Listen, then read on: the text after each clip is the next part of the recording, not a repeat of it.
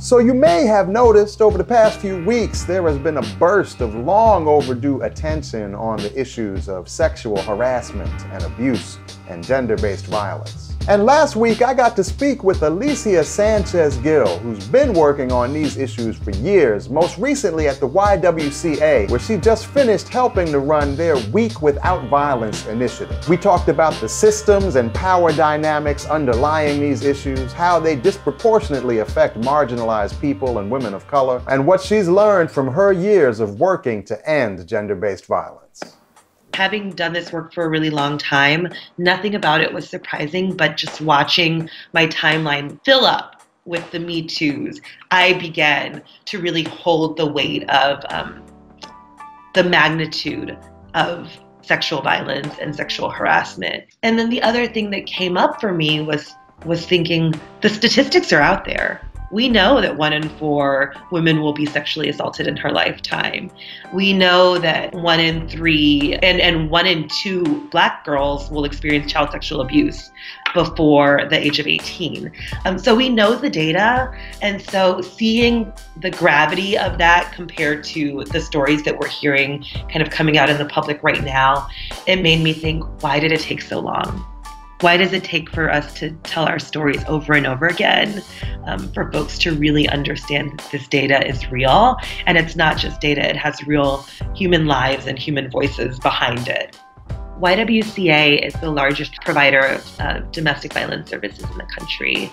And so we know firsthand from our on-the-ground work how important and how needed an end to violence is. And we know that until that world without violence exists, we have to continue to advocate for policies and community support that creates a safety net for survivors so that when they are ready to leave or when they are in the process of healing from violence, they have all of the support and safety nets that they need. So it's really a call. We hope that Week Without Violence is actually a call to action for folks to get involved, because we know that for as many survivors as there are in the world, there are folks who have done harm, right? And so it's not just about, I want to say that it's not just about supporting survivors, which is incredibly important, but it's also about holding abusers and folks who've done harm accountable for their actions. And so at YWCA, we really want to advocate for policies that keep survivors safe, that make sure that folks who've done harm don't continue to do that harm, and really build safety nets for communities.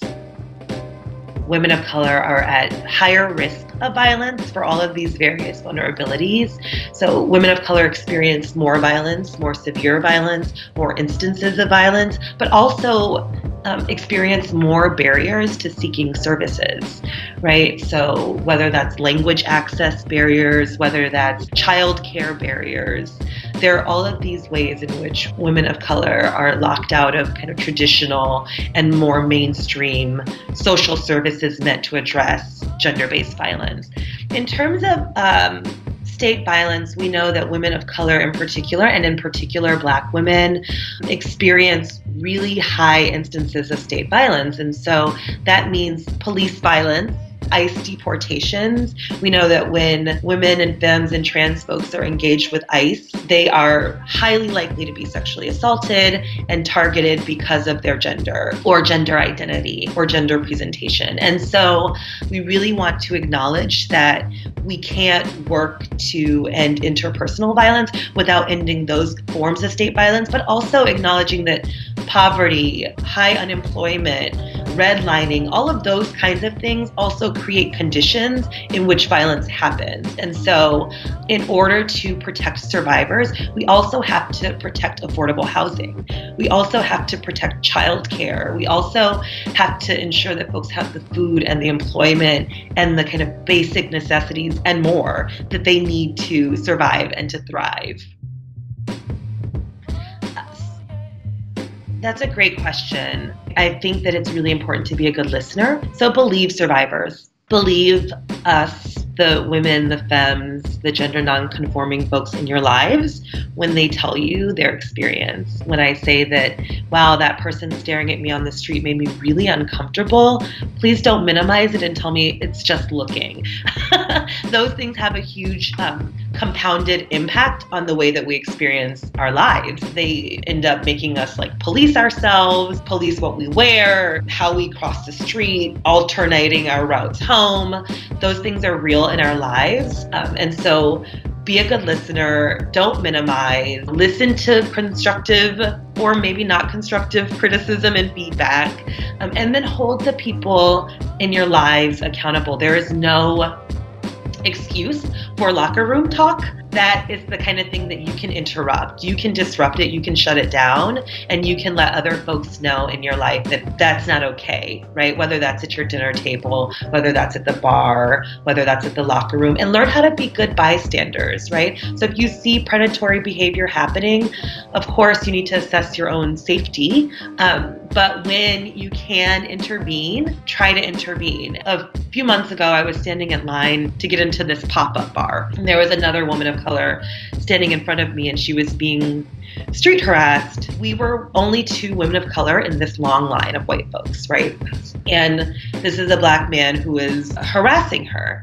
And so I say, I turn to her and I say, are you okay? And she's like, no. She kind of gives me the look, are you okay, sis? She's like, help me out. So I'm like, she's not interested. You can leave now. So then he starts screaming at me. He's screaming at us, and we can't leave because we're in line, and we don't want to lose our spot for the pop-up bar. And the white folks in line are like, what is even happening? Because they have all of these kind of assumptions and beliefs about women of color and the way that we interact with black men already. And so I'm thinking about whiteness, I'm thinking about gender, I'm thinking about safety. And eventually another black man shows up, and I say, I need your help. I need you to help me intervene. And he does. The guy continues to yell, finally walks away. But what really stuck out to me was the way that women of color show up for one another and the lack of support from men of color. I had to ask for help, which is fine. I don't mind asking for help, but it would be great if folks showed up and said, how can I help, instead of putting the burden on women of color to always ask or do it ourselves and potentially put ourselves into dangerous situations. I do this work so that my niece doesn't have to live in the world that I live in right now. I do this work so that she doesn't have to negotiate walking down the street every day. I probably was street harassed for the first time when I was 9. And she's about that age now.